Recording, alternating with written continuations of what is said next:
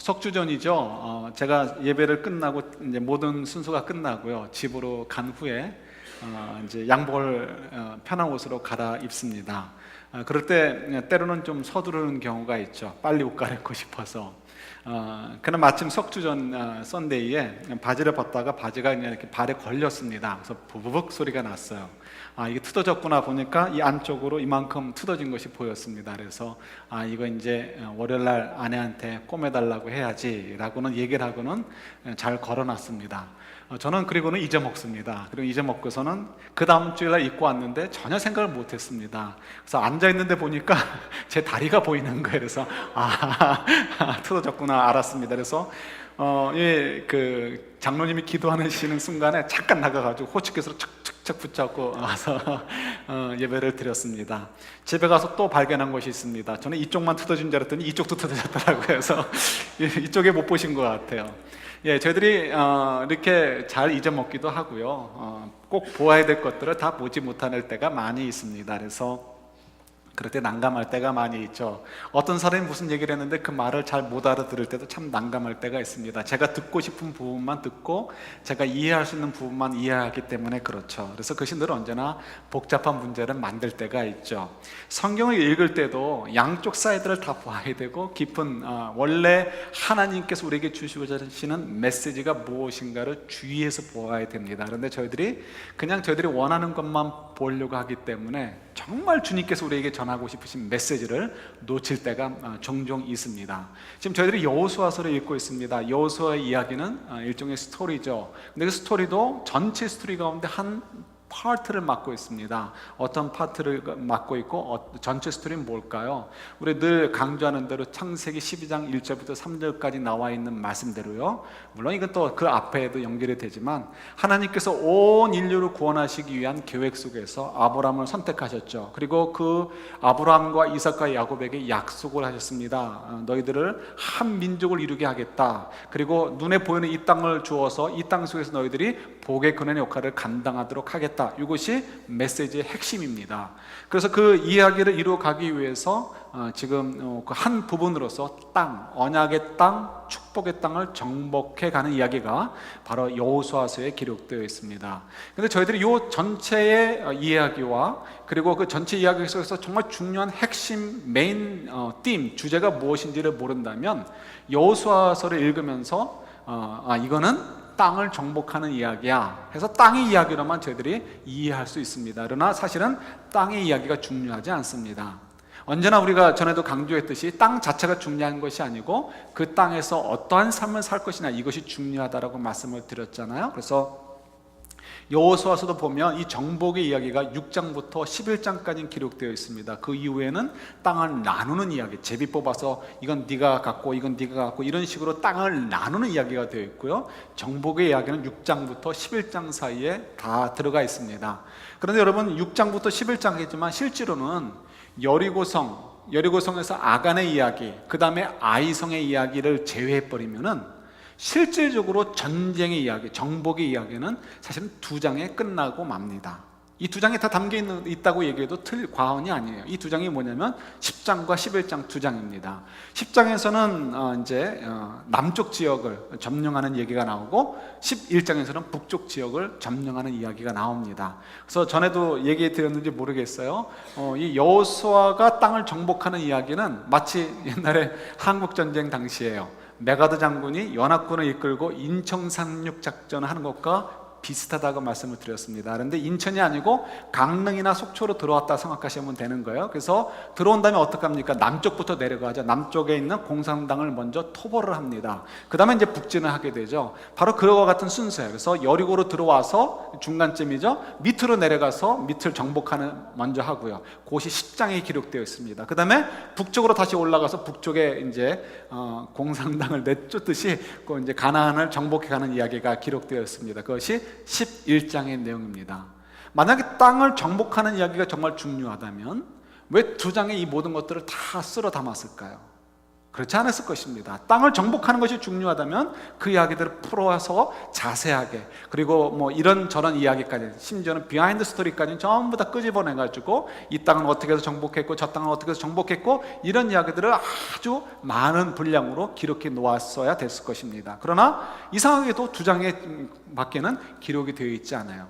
그럼 이 2장이라는 것이 한 달 정도의 기간이니까 짧은 거 아닙니까? 라고 물을 수 있을지 모르겠습니다. 그러나 일반적으로 얘기할 때 여호수아서에서 나오는 그 전쟁의 이야기는 적어도 6년에서 7년 동안의 기간의 이야기로 우리가 학자들이 해석을 합니다. 그러니까 6년에서 7년 동안의 이야기, 그것도 아주 중요한 그 땅을 정복해 가는 이야기를 왜 굳이 그냥 어떻게 얘기한다면 2장 이내, 물론 이제 앞에 여리고성, 아이성 이야기도 있지만 이 2장 이내에 다 기록해 놓았을까요?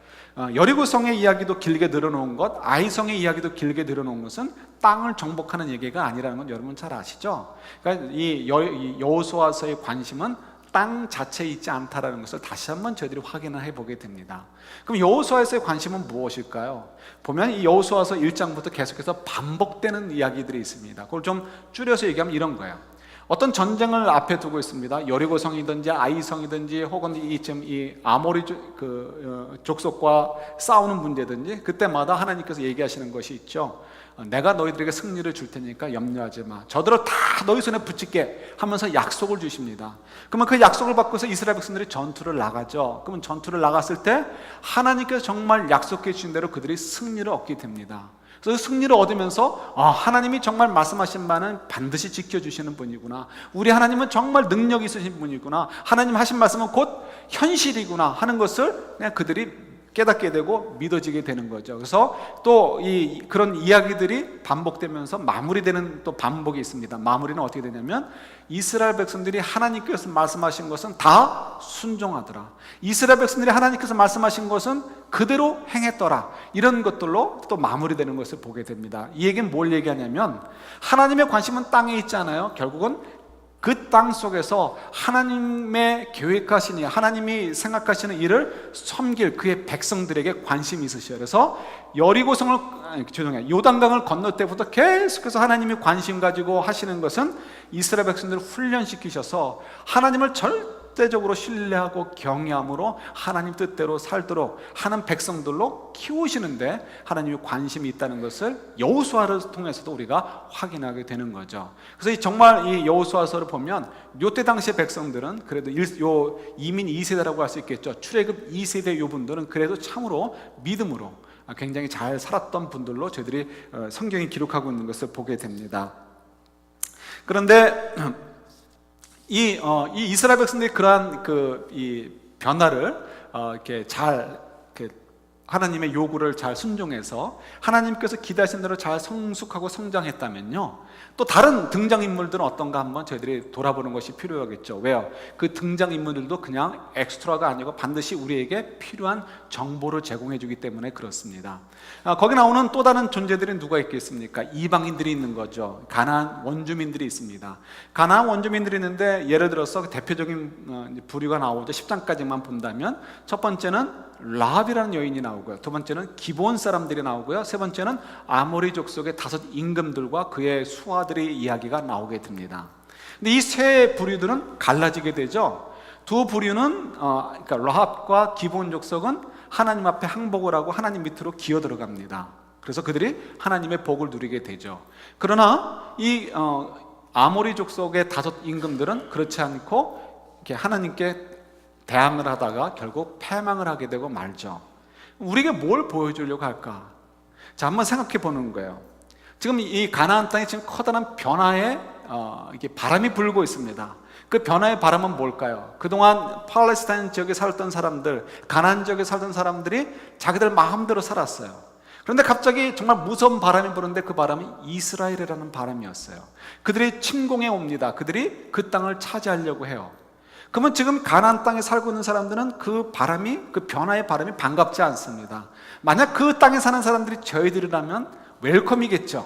그러나 우리들이 아니란 말이에요. 그들은 하나님을 모르는 사람들이고, 그들은 지금까지 편안하게 살던 사람들인데 마음대로 살던 사람들이죠. 근데 이제 이스라엘 사람들이 들어온다는 건 뭐예요? 그만큼 자기들이 마음대로 살지 못하는 부분들이 생긴다는 것을 의미합니다. 땅을 나눠야 되고 짭을 나눠야 되고 어떤 프로핏을 나눠야 되는 그런 상황에 놓이게 되는 거죠. 심지어는 자기들 마음대로 주도적으로 뭘 선택할 수 있는 것이 아니라 이스라엘 사람들에게 주도권이 넘어가는 상황에 있다는 것도 그들이 인지하고 있었습니다. 더욱이 지금 이스라엘이 온다고 하는 것, 이스라엘을 받아들인다는 것이 힘든 이유 중에 하나는 이스라엘의 하나님 때문에 그렇습니다. 이스라엘을 받아들인다는 것은 그들의 신을 받아들인다는 것이 이제 이꼴로 성립이 되는 것이 당시의 이제 문화였고 당시의 신앙이었죠. 지금 그들이 하나님에 대해서 많은 것은 알지 못합니다. 라합이나 기본 사람들이 아는 정도밖에는 모르는 거죠. 근데 이 이스라엘의 하나님이라는 분은 굉장히 까다로운 분으로 느껴져요. 뭐 그 신이나 이 신이나 다 똑같은 신인데 왜 자기만 믿으라고 하고 자기만 섬기라고 하고, 우리가 그동안 그렇게 섬겨왔던, 우리 조상이 섬겨왔던, 내가 그동안 섬겨왔던 우리 신들은 다 이렇게 없애버리고 그것들은 다 무너버리라고 얘기하실까? 그러니까 그 하나님에 대해서 굉장히 좋지 않은 이미지를 가질 수밖에 없습니다. 그러니까 지금 그들에게 찾아오는 이 변화의 바람이라는 것은 굉장히 거부감을 느끼게 되고요, 자기들이 그동안 가지고 있었던 모든 것들을 빼앗기게 되고 자기들의 자유함을 빼앗기게 될까 봐 그런 두려움이 밀려오게 되죠. 그래서 그분들이 결정을 내리죠. 어떤 결정을 내립니까? 라합과 기본 족속처럼 하나님 밑으로 기어들어가자가 아니고요, 어떻게든 이 변화에 대해서 한번 거부해보자. 그래서 다 같이 임금들이 모여서 우리가 힘을 똘똘 뭉쳐가지고 우리가 열심히 최선을 다하면 이 변화점 우리가 한번 부딪혀서 이길 수 있을 것이다. 우리들의 신이 도와줄 것이고 우리들의 군사가 이들을 무찌를 수 있을 것이다. 이렇게 생각을 하고 덤벼들게 됩니다. 참 어리석은 생각이죠. 그들이 몰랐던 거 한 가지가 있었어요. 꼭 알아야 될 것이 있었죠. 뭘까요? 그것은 이 변화를 갖고 오는 주체가 누구냐는 거예요. 그들의 눈에는 이스라엘 백성들의 머리수밖에 보이지 않았을지 모릅니다. 그들의 눈에는 여호와 하나님, 이스라엘 하나님이 자기들이 섬기는 많은 신들 가운데 하나 정도로밖에는 보이지 않았을 거예요. 그 하나님이 어떤 분인지를 제대로 알았다면 절대로 그들이 반항할 생각을 하지 못했을 것입니다. 그러나 그 하나님을 몰랐기 때문에 그 변화를 불러오는 그 주체가 어떤 분이신지를 잘 모르니까 감히 하나님 앞에 이제 덤비게 되고요. 그래서 결국 그들은 패망을 하게 되고 마는 거죠. 그들이 가지고 있었던 그 두려움, 변화에 대한 두려움이 사실은 바른 선택을 하도록 이끌었어야 되는데 바른 선택을 가져가지 못하도록 했던 것을 보게 됩니다. 그래서 결국은 어떻게 됩니까? 이 기본과 라합처럼 되지 못하고 그들은 결국 패망의 길을 가게 되고 말았습니다. 저는 이 말씀이 참 굉장히 의미가 있다고 생각이 들어요. 왜요? 이 기브온과 라합의 이야기가 참 중요하다고 생각을 합니다. 하나님께서는 분명히 여리고 성을 정복하기 전에 가나안 땅에 들어가면서 하나님 분명히 말씀하신 것이 있죠. 가나안 땅에 있는 사는 사람은 전부 다 죽이라고 하셨어요. 전부 다 내쫓으라고 하셨어요. 그런데 라합도 살려주시고 기브온 족속도 살려주셨어요. 거기에 대해서 하나님께서 이렇다 저렇다 얘기하지 않으셨습니다. 결정은 이스라엘 사람들이 했어요. 그렇지만 그 결정에 대해서 하나님께서 시비 걸지 않으셨고 탓하지 않으셨어요. 왜 그러셨을까요? 전쟁 중에는 어쩔 수 없으니까? 이럴 수도 있고 저럴 수도 있으니까? 그럴 때 내가 눈 감고 좀 넘어가 줄 수 있어, 그런 뜻일까요? 저는 그렇게 보지 않습니다. 하나님께서 가나안 땅을 들어가면서 가나안 사람들 전부 다 죽이라는 것은 문자적으로 볼 문제가 아니라는 거죠. 만약 문자적으로 봐야 된다면 라합도 죽여야 되는 것이고, 그리고 어떻게 해요? 기본 사람들도 무조건 죽여야 되는 거예요. 그럼에도 불구하고 하나님께서 라합도 살려주려고 했던 이스라엘 사람들의 결정을 존중해 주시고 기본 사람들을 살려주려는 그들의 결정도 존중해 주시는 이유, 거기서 왜 시비를 걸지 않으실까? 이유를 좀 생각해 볼 필요가 있겠죠. 왜 하나님께서 지금 이스라엘 백성들을 그 땅으로 인도하고 계십니까? 생각해 보는 거예요. 하나님께서 지금 민족주의를 가지고 심판하려고 하지 않습니다. 하나님은 민족주의에 관심이 없어요. 하나님께서 아브라함을 선택하시고 이스라엘 백성들 그쪽으로 끌고 가신 이유는 궁극적으로 모든 민족, 모든 사람들을 살리려고 하시는 데 있어요. 모든 사람들을 구원케 하시려고 하시는데 하나님의 궁극적인 목적이 있으신 거죠. 궁극적인 목적이 모든 사람을 구하는 것인데 왜 굳이 꼭 그 시간에 가나안 땅에 있던 사람들은 전부 다 죽여야 된다고 할까요? 그러게 하는 거죠. 하나님께서 라합과 기본 족속을 살려주심을 통해서 하나님을 두려워하고 하나님을 경외해서 하나님 밑으로 순종하고 따라오는 사람들은 살려주신다는 메시지를 보여주시는 거예요. 그래서 그 선포를 통해서 사실은 이 기본 사람들의 변화, 또 라합의 이야기를 통해서 가나안 땅에 있는 사람들이 항복할 수만 있다면 더 많은 사람들이 항복해서 들어오기를 원하지 않으셨을까 생각을 합니다.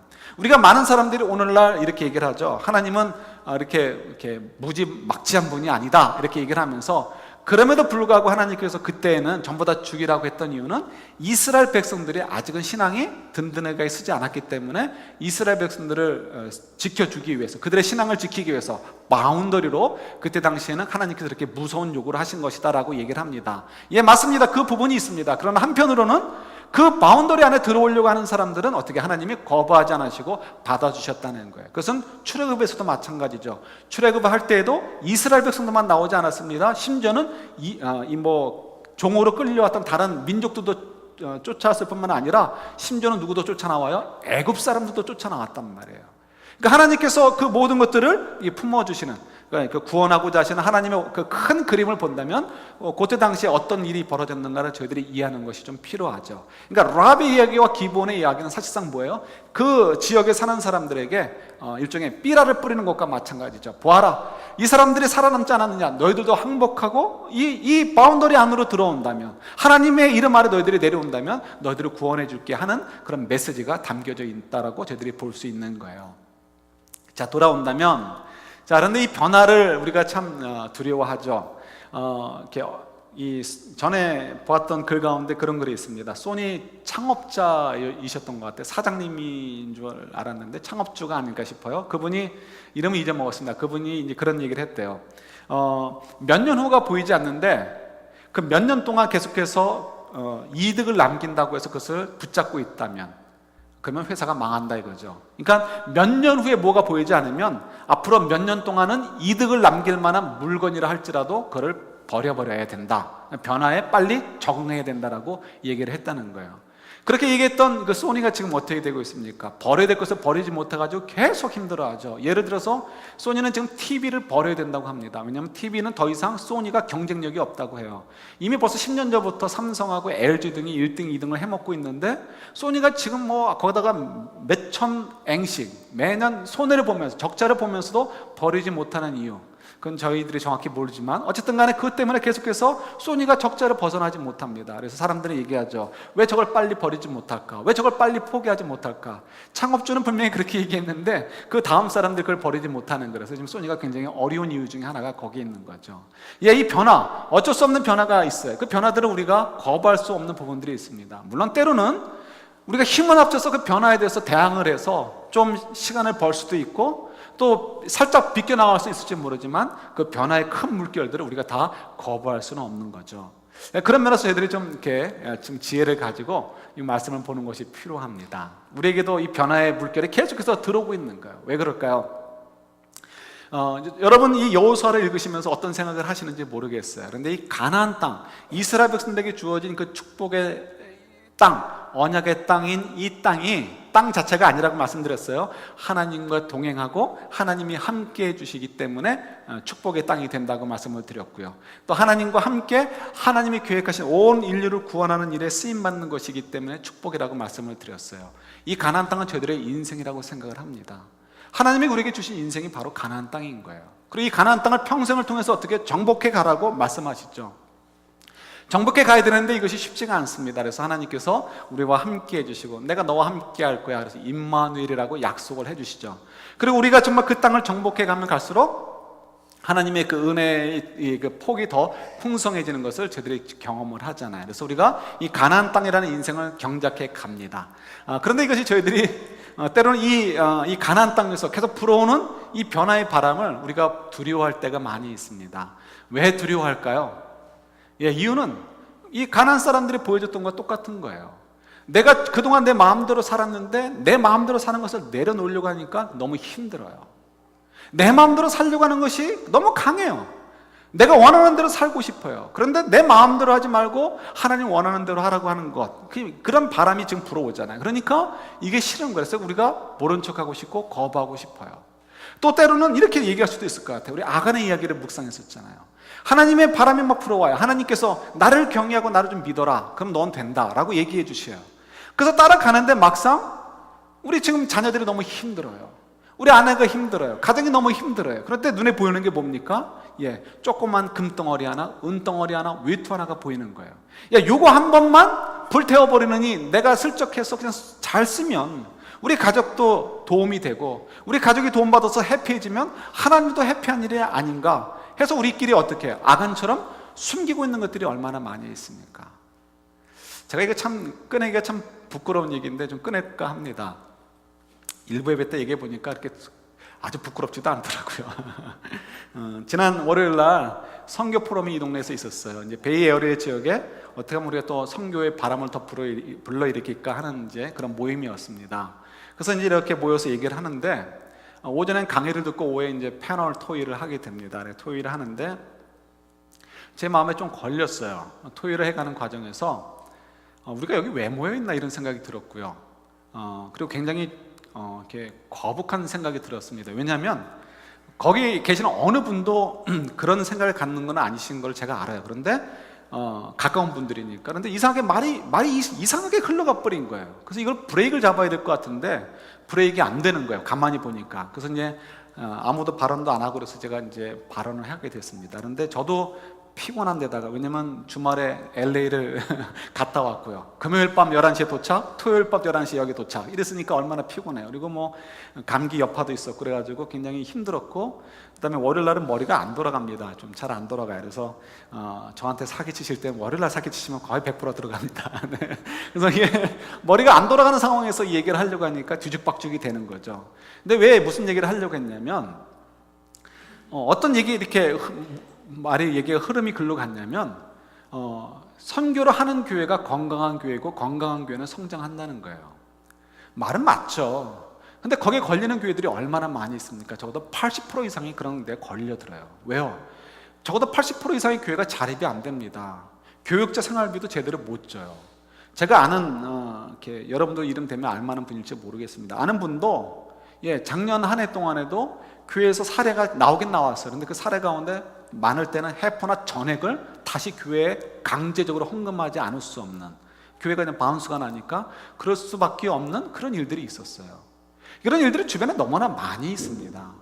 근데 그분들에게, 그때 그 목회자나 그런 그 성도분들에게 향해서 선교를 너희들이 안 하기 때문에 건강한 교회가 아니고 건강한 교회가 아니니까 성장하지 않는 거야 라고 얘기한다면 어떻게 되겠어요? 이건 정말 감히 그렇게 얘기할 수 없는 거죠. 물론 그 포럼에 있던 어떤 분도 그런 생각 갖지 않은 걸 제가 알아요. 왜냐하면 다 가까운 분들이에요. 그런데 우연찮게 말이 이상하게 그렇게 흘러가 버린 거예요. 그래서 이거를 사회자가 브레이크를 걸어야 되는데 사회자도 좀 이렇게 지금 막 쫓기다가 하니까 아마 그걸 못한 것 같아요. 제가 그냥 억지로 브레이크를 걸면서 제가 말을 또 실수를 하고 그랬어요. 그래서 실수하는 것 가운데 말을 하면서 작은 교회 이제 목회자나 작은 교회 성도분들의 사정을 잘 설명한다는 것이 제나 저희 교회의 이야기처럼 이렇게 섞여서 얘기가 된 것 같아요.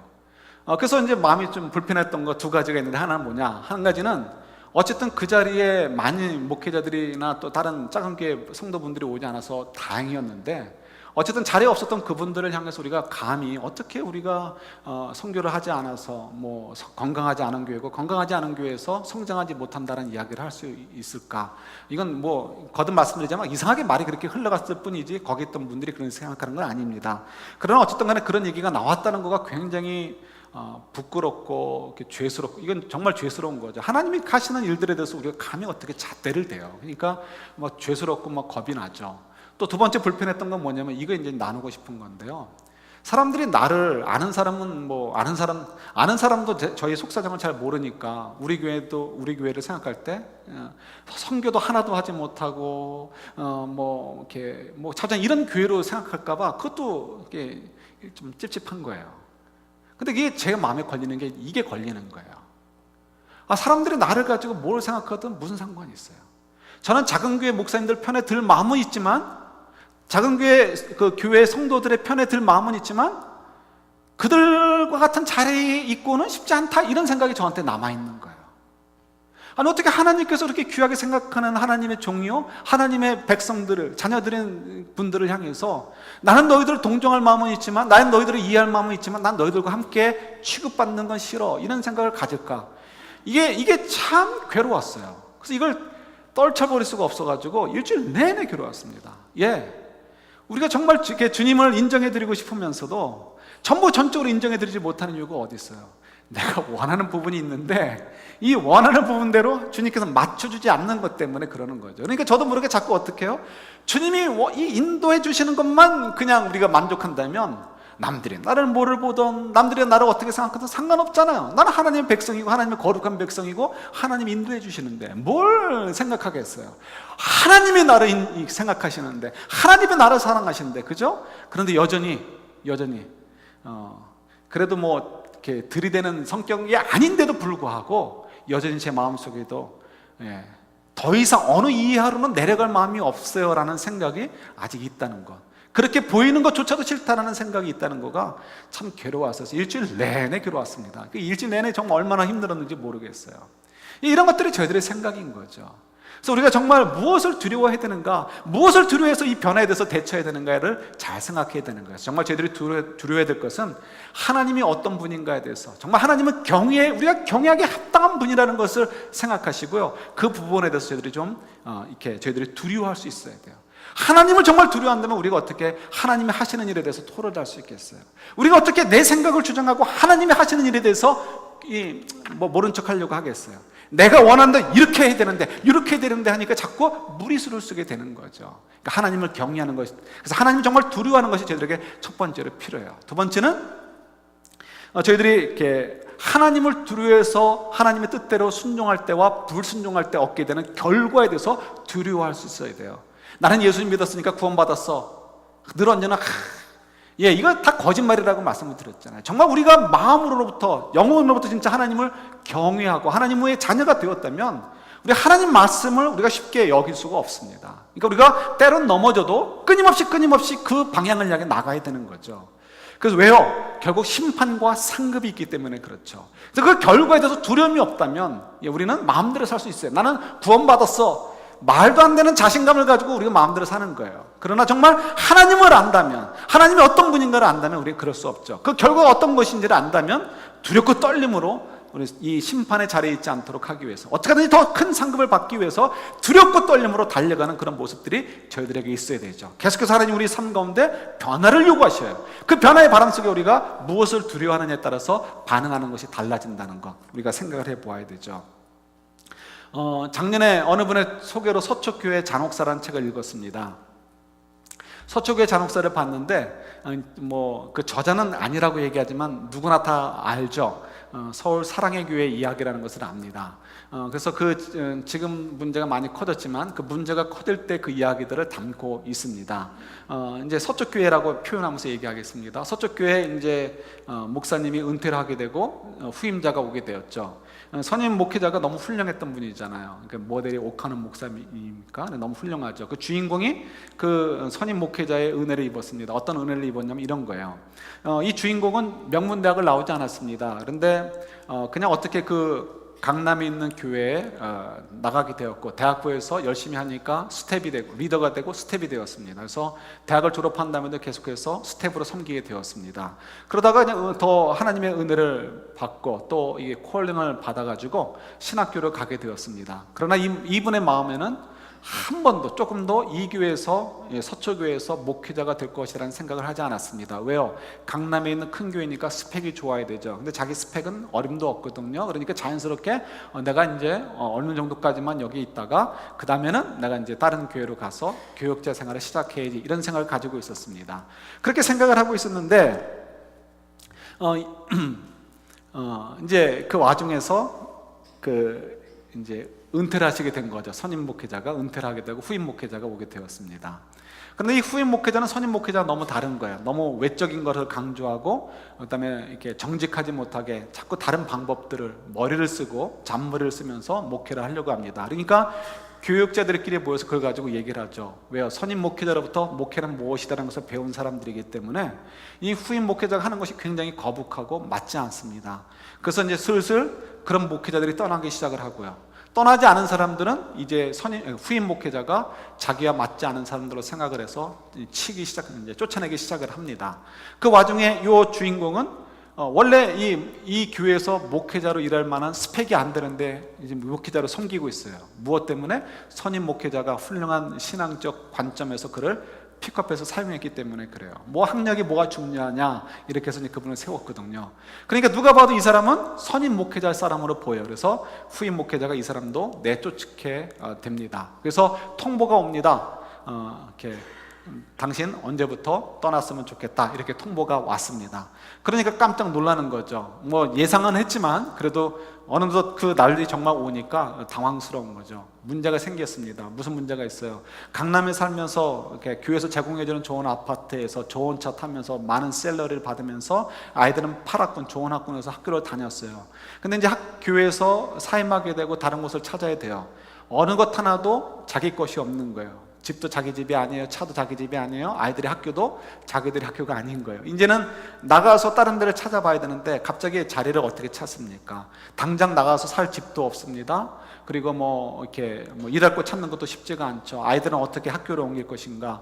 그러니까 너무 막막하니까 기도를 시작을 합니다. 간절하게 기도를 하죠. 답답하니까 그래도 안 되겠어서 아내가 아이들을 그냥 집에다 두고 이제 이 금식 기도원으로 갑니다. 금식 기도원으로 올라가서 기도하게 되는 거죠. 근데 그 와중에서 며칠 만에 아내가 여전히 금식 기도원에서 기도하는 와중에 갑자기 문제가 바뀌게 되어집니다. 어떻게 바뀌었냐면 요 후임 목회자가 볼 때 선임 목회자하고 자꾸 자기가 거리가 멀어지는데 선임 목회자하고 어떤 브릿지 역할을 해줄 사람이 필요한 거예요. 그래서 가만히 보니까 아직 나가지 않은 사람 가운데 조금 좀 덜 떨어져 보이는 이 친구가 마음에 드는 거예요. 자기가 잘 이렇게 회유할 수 있을 것 같아서. 그래서 새로운 통보를 줍니다. 나가지 말라. 너 우리와 함께 하자. 그러니까 얼마나 좋아요. 정말 갑자기 정말 길이 열리는 거죠. 그래서 생각하기를 나와 우리 아내가 열심히 기도하니까 하나님이 기도를 응답해 주셨구나라고 생각을 하게 됩니다. 그 전까지는 어떻게 생각했다고요? 이분이랑 우리랑 맞지 않아. 이분은 정말 우리가 배웠던 목회와 달라. 그래서 우리는 여기 떠나야 돼. 이렇게 생각했던 사람인데 자기를 챙겨주고 자기와 함께 하자는 얘기를 들으니까 당장 어떻게 해요? 경제적인 문제, 아이들의 학교 문제 걱정할 필요가 없단 말이에요. 그러니까 이거는 하나님의 기도의 응답이다라고 생각을 해버리고 그 오퍼를 받아들이게 됩니다. 그 다음에 그가 하는 일은 뭐예요? 전임 목회자의 집에 가서 수첩을 훔쳐오는 일이라든가 이런 부도덕하고 이렇게 하나님 앞에서 옳지 않은 일들을 위해서 쓰임받는 도구로밖에 사용되지 않는 거죠. 여러분, 여기 저희들이 참 이렇게 조심해야 될 부분이 있습니다. 우리가 어떤 일이 소망이 있어요. 간절히 원하는 것이 있어요. 그럴 때 우리 기도를 합니다. 기도에 합당한 일, 비슷한 일이 어떤 일이 갑자기 드러날 때가 있어요. 그럼 여러분 그때 그 일을 이건 하나님 내 기도를 응답해 주셨나 보다 하고 덥석 물으시면 안 되는 거예요. 그때 정말 이것이 하나님께서 나에게 주신 것인지 아닌지를 확인해보는 과정이 필요하죠. 반드시 필요한 거예요. 그래도 우리가 사실은 급하면 이게 좀 잊어버려요. 우리가 하나님을 경험하는 삶이나 제가 여러 번 설교를 해서 이런 얘기를 했어도 막상 급하면 어떻게 일단 물고 봐야 되는 거예요. 왜요? 급하니까. 그러니까 이분도 정말 자기가 그동안 기도했고 생각했던 것을 생각해서 하나님 뜻인가 아닌가를 확인했어야 돼요. 사실상은 떠났어야 되는 거죠. 그러나 그만 생각하고 싶지 않은 거예요. 왜요? 확인하고 싶지 않은 거예요. 확인하다가 이게 하나님 뜻이 아니면 내가 내려놓아야 되는데 이 좋은 기회를 놓치고 싶지 않은 거예요. 내 마음대로 하고 싶은 거예요. 그래서 결국은 그것을 물고서 오퍼를 받아들이게 되고, 아까 말씀드렸듯이 선임 목회자의 집에 가서 수첩이나 훔쳐오는 일들, 이런 거나 협력하게 되고 이런 일들 속에 빠져들게 되는 거죠. 그게 무슨 목회가 되고 목회자의 길이 무슨 길이 되겠어요. 그죠? 저희들도 마찬가지죠. 저희들이 하나님께 기도하다가 어떤 일들이 벌어지면 우리가 확인하고 싶지 않아요. 혹시라도 내가 원하는 이거를 포기해야 될지 모르니까. 그러나 저희들 그때 어떻게 해야 됩니까? 무엇을 두려워해야 돼요? 정말 하나님을 두려워하고 그 우리 선택 때문에 오게 될 결과에 대해서 하나님 앞에서 어떻게 평가를 받을 것에 대한 두려움을 가져야 되는 거죠. 지금 주님께서 계속해서 우리에게 변화의 바람을 불어일으키십니다. 좀 변화라고 자꾸 말씀해 주십니다. 그런데 저희들이 잘 변하지 않는 부분들이 너무 많은 거예요. 예를 들어서 우리 사고 구조를 바꾸는 것들이 참 필요합니다. 오늘 장로님 기도할 때도 가난한 사람을 위해서 우리를 하나님께서 세우셨잖아요. 근데 아까 제가 고백했던 것처럼 가난한 사람을 동정해 줄 마음은 있고 이해해 줄 마음은 있는데 가난한 사람과 함께 하고 싶은 마음은 충분히 있지 않은 것 같아요. 전혀 없는 건 아니지만 충분히 있지는 않는 것 같아요. 그들처럼 대접받는 게 싫고 그들처럼 대우받는 게 싫은 거죠. 그러니까 이런 우리 사고가 있는 한은 어떻게 우리는 여전히 이렇게 아모리 족속들처럼 하나님이 우리에게 요구하시는 변화의 바람들에 대해서 자꾸 어게인스트하게 될 것이고 그 부분만큼은 어떻게 저희들이 하나님으로부터 결국 이렇게 어려운 일들을 당하게 되고 말겠죠. 대표적으로 이런 얘기가 우리가 많이 하죠. 어떤 이게 아빠 엄마가 자녀를 잘 키워서 십장가를 보냈습니다. 그런데 딸네 집에 방문했어요. 딸네 집에 방문했는데 딸이 굉장히 리더십이 있고요. 남편한테 뭐 시키면 남편이 그대로 네네 하고 따라줍니다. 순종해 줍니다. 설거지도 알아서 척척 사위가 해주고요. 그럼 어떻게 해요? 우리 다 의뢰인? 야, 우리 딸 시집 잘 갔고 사위 너무 좋다라고 얘기를 하죠.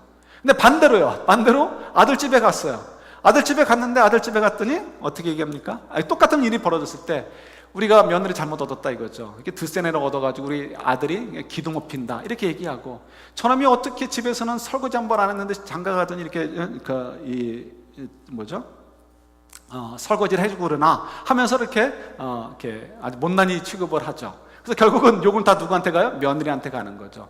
똑같은 부부인데 아들 집에 갈 때와 딸 집에 갔을 때 달라지는 거예요.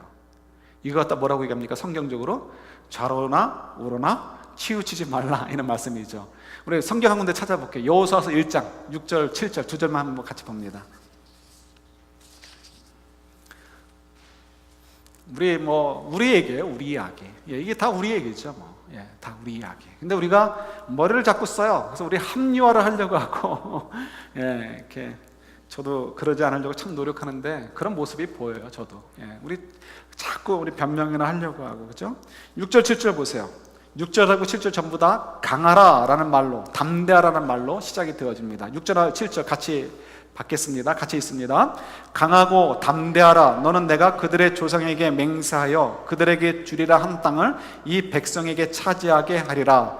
오직 강하고 극히 담대하여 나의 종 모세가 내게 명령한 그 율법을 다 지켜 행하고 우로나 좌로나 치우치지 말라. 그리하면 어디로 가든지 형통하리니. 이 뭐라고 되어 있습니까? 6절하고 7절이 다 강하고 담대하라는 말로 시작이 되어집니다. 명령어죠. 그런데 그 뒤에 이야기는 다른 이야기예요. 6절에서는 전쟁에 대해서 겁먹지 말라라는 거예요. 가나안 족속과 전쟁 벌이는 거 걱정하지 말라라는 거예요. 강하고 담대하라. 내가 너희들을 도와줄게. 그 다음에 7절에 가서는 뭐에 대해서 강하고 담대하라고 얘기하십니까? 강하고 담대하라만 들리죠? 말씀을 좀 지키는 거에 대해서 걱정하지 말라라는 거예요. 말씀을 지키는 건 정말 어렵습니다. 아까 제가 말씀드렸듯이 정말 그 급한 마음 속에 일단 덥석 묵을고 싶은 것이 있고요, 양보하고 싶지 않은 것이 있고요, 내려놓고 싶지 않은 것들이 있어요. 그렇기 때문에 어떻게 우리는 여전히 하나님 말씀을, 이 말씀은 오케이, 내가 받아들이고 나도 순종하지, 이 말씀은 노케이, 내가 싫어, 내가 자신도 없고 이건 몰라. 이것이 우리들의 마음인 거예요. 그래서 이럴 때 우로나 좌로나 치우치지 말라라고 말씀하시는 거예요. 주님도 아시는 거예요. 하나님 말씀대로 순종하며 사는 거. 그럴 때 어떻게 하나님께서 강하고 담대해서 너희들 그 전투에 대해서, 전쟁에 대해서 걱정을 하지 마 이렇게 말씀하시는데, 우리는 강하고 담대하라는 것만 보고 싶은 거예요. 옷이 뜯어졌는데 한쪽만 보고 싶고 뒤아들 사이드는 보고 싶지 않은 거예요. 왜요? 내가 원하는 것만 그냥 인정하고 싶은 거예요. 그러니까 주님이 말씀하시는 거죠. 그렇게 해서는 안 된다는 거예요. 말씀 지키는 거 어려워요. 말씀대로 사는 거 어려워요. 그러나 어떻게 해요? 그렇게 살아야 우리 인생이라는 가나안 땅을 정복하게 될 것이고, 이 땅이 정말 하나님의 복의 근원이 될 거 아니에요. 그러니까 하나님께서 말씀하시는 거죠. 그러기 위해서 너희들이 내가 너희들을 인도하는 대로 잘 따라와야 되니까 제발 너희들 좀 강하고 담대하라. 걱정하지 말아라. 강하고 담대하게 말씀을 굳게 잡고 지켜라. 그러면 내가 너희들을 도와줄게라고 말씀하고 계시는 거예요. 신명기서와도 연결이 되죠. 쉐마 이스라엘 하면서 너희들이 말씀을 지키면 난 너희들의 하나님이 되고, 그리고 너희들은 나의 백성이 될 거야 라고 말씀하시는 거. 이게 전부 다 열왕기하까지 계속해서 연결되어지는 이야기들이에요. 여러분, 이번 한 주간 어떤 마음으로 또 살고 싶으십니까? 이번 한 주간도 여러분들 알게 모르게 하나님의 강한 변화의 바람을 여러분들 생활 속에 불어 넣으실 거예요. 어떤 부분들은 여러분들이 거부하고 싶을 거예요. 어떤 부분들은 여러분들이 그 바람을 너무 반가워하면서 연이 날아가듯이 휠 날아갈 수도 있을지 모르겠습니다. 그러나 문제는 뭐라고요? 좌로나 우로나 치우치지 않는 거예요. 내가 원하는 것만 하고 원치 않는 거 해도 나는 구원 얻었어, 이런 착각에 빠들지 말라라고 하시는 거예요. 주님께서 좌로나 우로나 치우치지 말고 너희들이 정말 담대하게 강하게 나의 말씀을 붙잡고 늘어져라. 그러면 너희들의 인생이 나의 복으로 변화될 거야. 이것이 바로 하나님이 여호수아를 통해서 저들에게 주시고자 하시는 말씀인 거죠. 여러분, 무엇을 가지고 두려워하십니까? 여러분들의 걱정이 두려우십니까? 하나님이 부족할까 봐 두려워하십니까? 하나님이 말씀하신 것이 성취되지 않을까 봐 두려우십니까? 그런 두려움에서 자유로워져서 정말 하나님을 경외하는 두려움으로 가득 차고, 그리고 하나님을 뜻을 따라 살 때 얻게 되는 이렇게 하나님의 상급이 놓치고 싶지 않은 그 두려움 때문에 하나님을 더 붙잡고 따라가는 저와 여러분들이 될 수 있기를 우리 주님의 이름으로 축원합니다. 아멘.